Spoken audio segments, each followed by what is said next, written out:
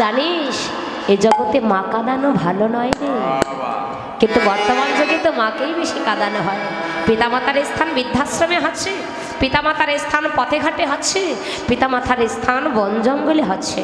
কজন ভালোবাসার ঘরে রাখতে পারি? আগো কজন রাখতে পারি? যে মায়ের জন্য পৃথিবীর আলো দেখতে পেলাম, যে বাবার জন্য পৃথিবীর আলো দেখতে পেলাম, যে মা 10 মাস 10 দিন গর্ভে রেখে প্রসবের জ্বালা যন্ত্রণা সহ্য করে কত কষ্ট করে প্রসব করে, কত কষ্ট করে খেয়ে না খেয়ে মানুষের মতো মানুষ করছেন, সেই পিতামাতাকে ভালোবাসতে জানি না, সেই পিতামাতাকে শ্রদ্ধা করতে জানি না, সম্মান করতে জানি না। কলিযুগের মানুষ তো আমরা। একটা মা হলো একটি কলসী সমতুল্য। একটি কলসের দুগ্ধ দিয়ে 7টি কলস পরিপূর্ণ হয় বাবা, কিন্তু 7টি কলসের দুগ্ধ দিয়ে একটি কলসের এক কণাও পরিপূর্ণ হয় না। কলসী অর্থাৎ মা। একটি মা পারে তার 5টি 7টি 10টি সন্তানকে মানুষের মতো মানুষ করতে, আর আমরা 5টি 7টি 10টি সন্তান হয়ে পারি না একটি বাবা একটি মায়ের অন্ন বস্ত্রটুকু জোগাড় করতে। কিন্তু মনে রেখো, তোমরা যতই যাও না মন্দির মসজিদে, যতই করো গঙ্গা স্নান, বাবা মাকে ভালো না বাসলে ভালো হয় না খুশি ভগবান। ধর্মটা অন্য কোথাও নয়। আমরা ত্রিসন্ধ্যা করছি, গোবিন্দকে সেবা না দিয়ে নিজে সেবা করছে না। আমরা অনেকেই অনেক ধর্ম করছি।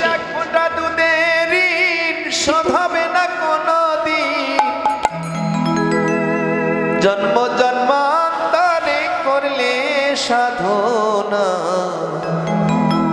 দয়াবতী গুণবতী মা।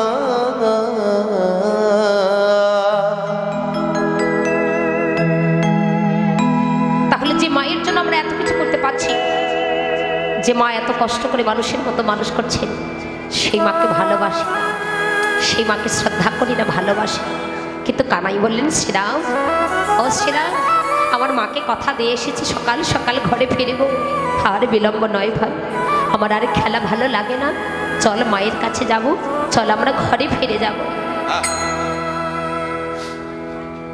এই যে কানাই আমার শ্রীরামকে বলছেন, শ্রীরাম চল ঘরে ফিরে যাব, খেলা ভালো লাগে না। এই শ্রীরামটা কে গো? শ্রীরামটা কে? এই শ্রীরামের কথা জানতে হলে আমাদের শ্রীরামের আগেরকার অর্থাৎ পূর্বজন্মের কথা আমাদের জানতে হবে। হরি বল। এই পূর্বজন্মের শ্রীরাম কে ছেলে? বাবা ভগবান রামচন্দ্র 14 বছরের জন্য যখন বনবাসে গিয়েছিলেন, আচ্ছা বলুন তো তখন ভাই ভরত কোথায় ছিল? মামার বাড়িতে ছিল। মামার বাড়ি থেকে ফিরে এসে কৈকের দাসে মন্থরাকে ডেকে বলেছিল, মন্থরা, এক বাক্যে বলেছিল, মন্থরা আমার জ্যেষ্ঠ ভ্রাতা কোথায়? রাম 14 বছরের জন্য বনবাস। আর এই কথাটি শুনে সঙ্গে সঙ্গে 3টি মাকে সঙ্গে করে কোথায় গেলেন? চিত্রকূট পর্বতে গিয়েছিলেন ভরত। 3টি মাকে সঙ্গে করে ভরত চিত্রকূট পর্বতে গেলেন। কেন? সেই সময় রামচন্দ্র চিত্রকূট পর্বতে ছিলেন। যেই না চিত্রকূট পর্বতে গেছে, রামচন্দ্র বললেন, ভাই তুই কি খবর পাসনি? আমি 14 বছরের জন্য বনবাস পেয়েছি। দাদা শুনেছি শুনেছি, খবর পাইনি মানে? শুনেছি বিধায় তো চলে এলাম। ভাইরে শুনেছি যদি, তাহলে এলি কেন? এসেছি, মনে একটা প্রশ্ন জেগেছে। প্রশ্ন? কি প্রশ্ন?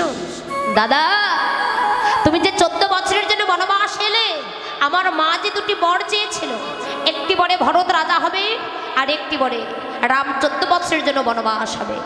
আচ্ছা বলো দাদা, এই 2টি বরের মধ্যে আমার মা প্রথম কোন বরটা চেয়েছিল?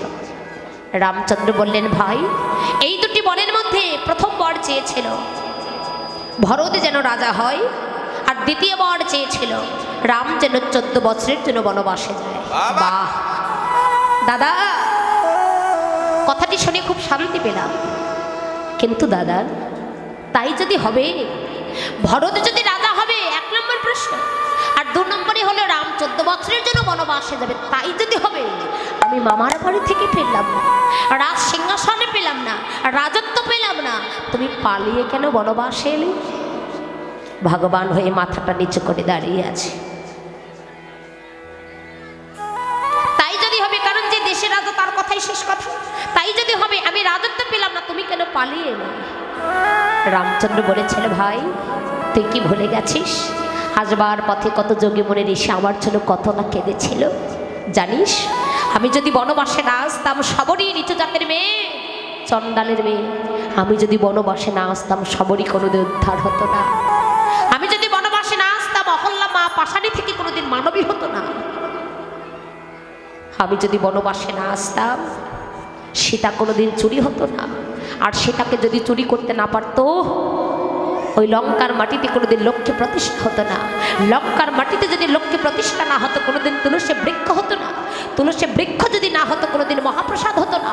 আর ওই মহাপ্রসাদ যদি ভক্ত সমাজে বিতরণ না হতো কোনোদিন কৃষ্ণ প্রেম ভক্তির উদয় হতো না। নিতাই গৌর হরি বল হরি বল হরি বল। ভাই তাহলে তুই কি যাবি না? তাহলে তুই এখন স্বীকার করছিস? দাদা এখন স্বীকার করছি পিতৃসত্য পালনার্থে মা কৈকের কথা রাখতে বনবাস নয়, তুই তোর নিজের স্বার্থের জন্য বনবাসে এসেছিস। তাহলে পিতৃসত্য পালনার্থে নয়, তুই তো নিজের স্বার্থের জন্য বনবাসে এসেছিস। মাথাটা নাড়া দিয়ে বলছি ভাই যা বলেছিস ঠিক বলেছিস।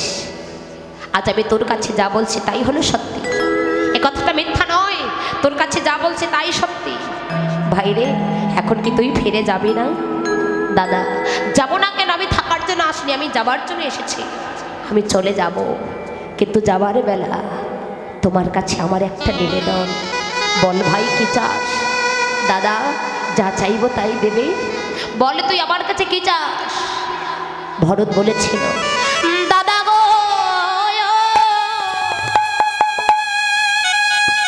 যাবার বেলা তোমার চরণে আমার এই নিবেদন। আমি তো চলে যাব, আমি থাকার জন্য আসিনি, কিন্তু ওগো দাদা আমি তো চলে যাব, কৃপা করে তোমার ওই চরণের খড়গ তুমি আমায় দিও। তোমার ওই চরণের খড়গ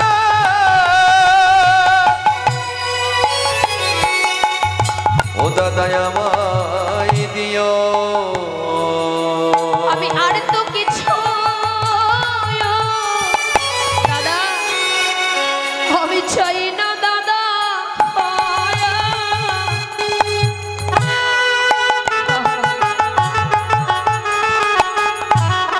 তোমার ওই চরণের খড়গ তুমি আমায় দিও। ওই আমি আর তো কিছু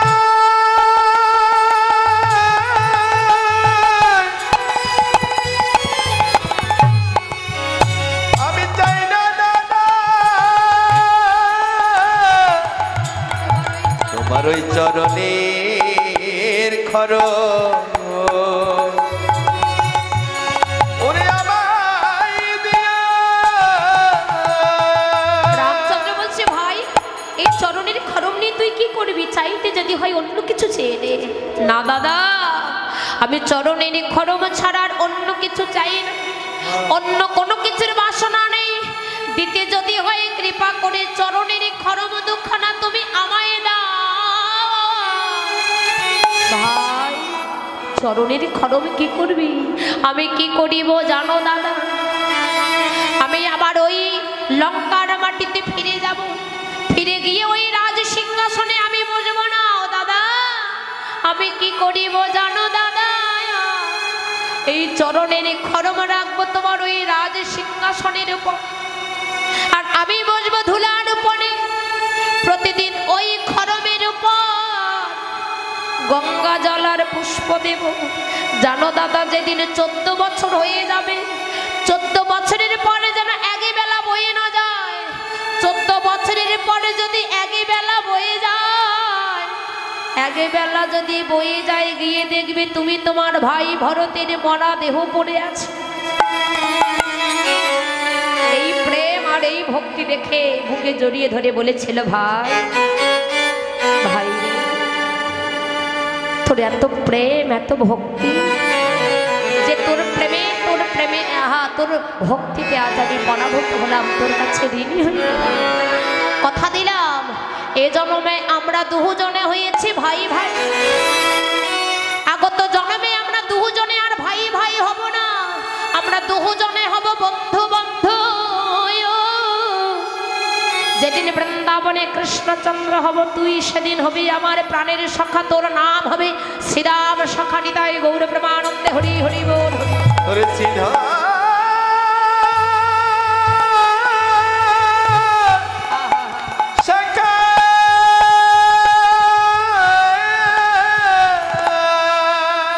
সেদিন তুই হবি শ্রীরাম সখা, সেদিন আর ভাই ভাই হব। তাই ফিরে এসে কানাই বলে, নছিলাম আমার আর খেলা ভালো লাগে না, মায়ের জন্য পরাণ কাছে, আর নিশ্চয়ই আমি বারবার ঘনে ঘনে বিষম খাচ্ছি। মা বলছি আমার জন্য নাম করছে, পথপানে দাঁড়িয়ে আমার জন্য কাছে। শ্রীরাম বলেন, ভাই রে, কোন আপন ব্যক্তি যদি সব সময় নাম করে তাহলে সর্বদা বিষম লেগে যায়। ভাই পাই হোক, কিন্তু আর খেলবো না, আমার খেলা ভালো লাগে না, চল ঘরে যাও। এবার কোথায় ধেনুর পাল আছে একত্রে করে নিয়ে আয়। শ্রীরাম বলছে, দাদা এই ধেনুর পালকে একত্রে করতে পারবো না। কেন? বলে এরা যে বড় চঞ্চল। কোন ধেনুর কথা বলছি? গয়াকাশে বৃন্দাবন ধামে যে গাভী আছে, ধেনু আছে, ওই ধেনু নয়। শ্রীরাম বলেন, এই দেহ বৃন্দাবনের ধেনুর কথা। এই দেহ বৃন্দাবনে একটি ধেনু আছে, তার নাম কি? কামধেনু। এই ধেনুর কথা বললেন, দেহ বৃন্দাবনে যে কামধেনু আছে, বলেন এই কামধেনু বড় চঞ্চল, আমার বদনে ডাকে বশ হবে না। কি করতে হবে? চাঁদ মুখে বেনু দিয়ে বাজনে কর। চাঁদ মুখে বেনু দিয়ে বাজনে করলে এই ধেনুও বশ হয়ে যাবে। তাই কি করলেন? শ্রীরামের কথা শুনে প্রাণে কানাই চাঁদ মুখে বেনু দিয়ে বাজন করলেন। চাঁদ মুখে দিয়া বেনু নাম লইয়া সব ধেনু। চাঁদ মুখে দিয়া বেনু নাম লইয়া সব ধেনু। চাঁদ মুখে দিয়া বেনু নাম লইয়া সব ধেনু। চাঁদ মুখে দিয়া বেনু নাম লইয়া সব ধেনু। ডাকিতে লাগিল উচ্চ স্বরে। ওকে আহা মরি রে, ডাকিতে লাগিল উচ্চ স্বরে। ওকে আহা মরিলে ডাকিতে লাগিল উচ্চ স্বরে। ওকে আহা মরি রে, ডাকিতে আহা মরি রে, ডাকিতে আহা মরি রে, ডাকিতে আহা মরি রে, ডাকিতে গেল উচ্চ স্বরে। চাঁদ মুখে বেনু দিয়ে ডাকছেন, ডাকে আয় আয় আয় রে, আয় আয় আয় ও রে, ডাকে আয় আয় আয় রে, আয় আয় আয় রে। ওধা বলি ওষা বলে আয় আয় আয় রে, আরে ওধা বলি ও শ্যামলি আয় এই আয় রে। আয় রে। ওধা বলি ওষা বলে আয় আয় আয় রে। আরে ওধা বলি ও শ্যামলি আয় আয় আয় রে। ঘরে ফেরার সময় হলো আয় আয় আয় রে। ঘরে ফেরার সময় হলো। হরি বল। ঘরে ফেরার সময় হলো, আয় আয় আয় রে। বলে ঘরে ফেরার সময় হলো, বলে আয় আয় আয় রে, আরে আয় আয় আয় রে। চাঁদ মুখে বেনুদি ডাকছেন, আর কি থাকতে পারে? ধেনুগণের মনে আর আনন্দ ধরছে না, মনের আনন্দে চলে যাচ্ছে। কিভাবে? যে বনে যে ধেনু ছিল ফিরিয়া করতে হলো। যে বনে যে ধেনু ছিল ফিরাইয়া একত্র হলো। যে বনে যে ধেনু ছিল ফিরিয়া করতে হলো। যে বনে যে ধেনু ছিল ফিরাইয়া একত্র হলো। আর চালাইল ফুলের পথে।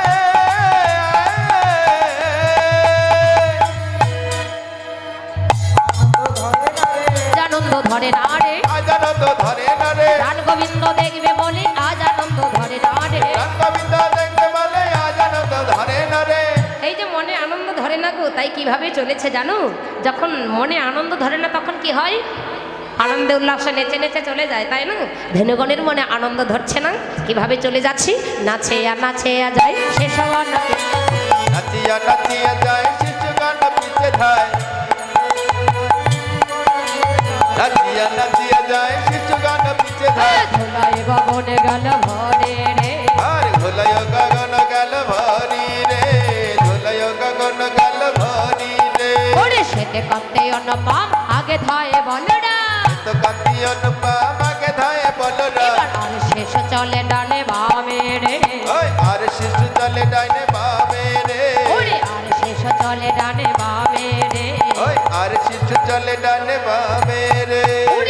বাড়িয়া বনের ফুল গায়ে মাখে রাঙা বাড়িয়া বনের ফুল গায়ে মাখে রাঙা ঢোল বাড়িয়া বনের ফুল উলুধ্বনি হরি বল। ঢোল এবার দিলগা ভিতরিতে হাকাইয়া রে দিলগা ভিতরিতে হাকাইয়া রে দিলগা ভিতরিতে হাকাইয়া রে ব্রজের জবান যত সবে চলি যাও তো বজর বালক যত সবে চলে যাও আরে ব্রজের বালক যত সবে চলি যাও বজর বালক যত সবে চলে যাও তো আজ কেন সবারে পেছনে আরে আজ কেন সবার পিছে তুমি গো রাধে নেচে নেচে চলে যাচ্ছে পথের ধুলো উড়াই দিয়ে আর ব্রজের ধূলিকণা দেখে স্বর্গের দেবগণ বলা বলি করছে ওরে ব্রজের ধূলিকণা তোরা আমার হয়ে একবার গোবিন্দকে বলে দেন আমরা বৃন্দাবনে যেতে পারব। সেদিন বললেন গোবিন্দ আমা হতে আমার নাম বড় নাম হতে আমার পরম প্রিয় ভক্ত বড় আর ভক্ত হতে আমার ভক্তের চরণ ধুলি আরো বড়। আরে জয় রাধে। যে ভক্তের চরণ ধুলির জন্য সকলেই ছুটে এসেছেন ভক্ত সঙ্গ সাধু সঙ্গ সাধু সঙ্গ সাধু সর্গ সর্বশাস্ত্রে কয় লবমাত্র সাধু সঙ্গ যে কৃষ্ণ প্রাপ্তি হয়। যে সাধুর বাজারে ভক্তের বাজারে এসেছে ভক্তের চরণ ধুলি পাবার জন্য। আজকে কমিটির বাবারা এত সুন্দর আয়োজন করেছেন কেন? একমাত্র ভক্তের চরণ ধুলি পাবার জন্য। তাদের মনে একটাই বাসনা গোবিন্দ কিছু করিতে পারি বা না পারি যেন ভক্তের চরণ সেবাটুকু করতে পারি তোমার ভক্তের চরণ সেবা যেন করতে পারি সেই ভক্তের চরণ ধুলিটুকু যেন অঙ্গে লেপন করতে পারি। আমাদের প্রায় সময় শেষ হয়ে গেছে। কৃষ্ণ কথা আস্বাদনে কিছু দক্ষিণা দিতে হয়। আমার পক্ষ থেকে পাঠিয়ে দিচ্ছে আপনারা যে যা পারেন কৃষ্ণমের দক্ষিণাটা দিয়ে দেবেন। যা রাধে। তাই সকল ভক্তের জন্য আমার একটাই নিবেদন আপনারা সকলেই কমিটির বাবাদের কমিটির দাদা ভাইদের আশীর্বাদ করবেন। এ বছরে ন্যায় প্রতি বছর যেন তারা এমন করে কুঞ্জ সাজিয়ে ভক্তের বাজার লাগে ভক্তদের সেবার আয়োজন করতে পারে ভক্ত সঙ্গ যেন তারা করতে পারে এবং ভক্ত সঙ্গ করে ভক্তদের সেবা দিয়ে তারা কৃষ্ণ প্রেম ভক্তি লাভ করে কৃষ্ণ ধনের যেন ধনী হতে পারে। সবাই তাদের আশীর্বাদ করবেন। রাধা গোবিন্দ প্রেমানন্দে হরি হরি। ফলে যাবে না বাবা। জীবনে কি কতটুকু সময় ভক্ত সঙ্গ করবে জীবনে যে কতটুকু জীবনে যে কতটুকু চরণধলি অঙ্গে ধারণ করবে জীবনে কে কতটুকু কর্ম করবে এটা সব হিসাবের খাতায় লেখা থাকবে। এটা কোনোদিনই বিফলে যাবে না। জীবনে কে কতটুকু ভগবানের নামের প্রেমে নয়ন বাড়ি বলিশন করবে কোনোটাই বিফলে যাবে না। সব হিসাবের খাতায় লেখা থাকবে। জয় রাধে। তাই গোবিন্দ আমার যখন সর্বাঙ্গে ধুলি মেখে চলেছে রাধারানী জাপটের পথে দাঁড়িয়ে মনে মনে গোবিন্দের কথা ভাবছেন। সকালবেলা ধনে বৎসলী গোষ্ঠী চলে গিয়েছি এখন তো ফেরার সময় হয়েছে। তাই দূরে তাকিয়ে দেখলে গোবিন্দ সর্বাঙ্গে ধুলি মেখে ধুলি মেখে পথ কত রঙ্গ করে চলেছে। তাই ডাকছেন বধূ হে বধূ ওই না বেশে আয় সয়া মরে ঘরে অপরাণ বধ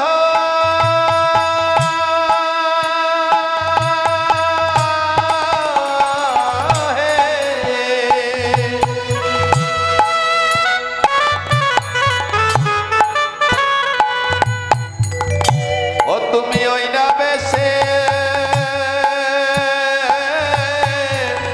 আইসো আমার ঘরে ওই না বেশে আইস তুমি দাঁড়ায় রয়েছে আমি আর ওই না বেশে আইসো তবে ওরে দাঁড়ায় রয়েছে আমি ভগত আবধ লইবার তরে গো ওরে তো আবদ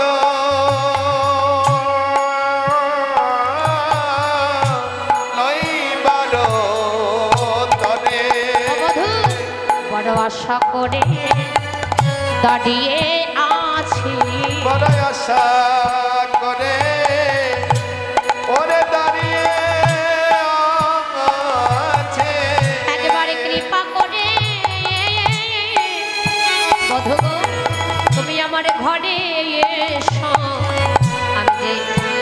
শ্মশানে দাঁড়ায়ে আছি। ও তুমি কৃপা করে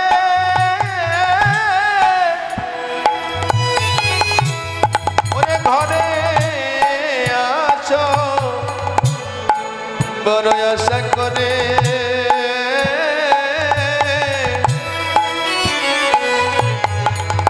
আমি দাঁড়ায়েছি গো। রাধারানী বললেন বধূ কৃপা করি একবার তুমি আমার ঘরে এসো। গোবিন্দ বললেন না না তোমার ঘরে যাওয়া হবে না গো।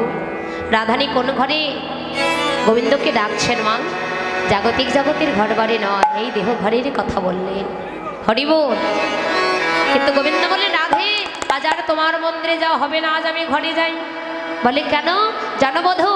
আমার মন্দিরে যাইয়া পূর্বরতাম বল খাইয়া আর আমার মন্দিরে দয়া ভরপুর তাম্বুল খাইয়া তুমি বিশ্রাম করো তথা খেয়া।